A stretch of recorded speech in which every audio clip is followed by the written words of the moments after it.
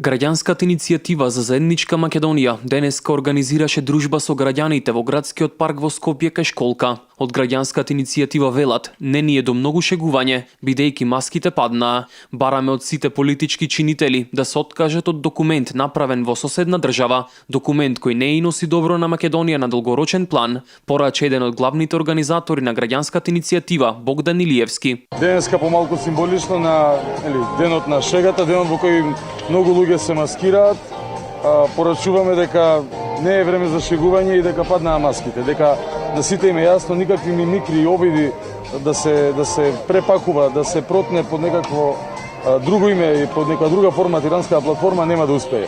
И изричито бараме од сите политички чинители, повторуваме 34-ти ден поред и ќе продолжиме уште колку и да треба, мора да се откажат од подписот за документ направен во соседна држава, документ кој што не носи добро на Република Македонија на долгорочен план. Веќе 34 дена граѓаните на Република Македонија ги повторуваат пораките за отфрлање на тиранската платформа и зачувување на унитарниот карактер на државата.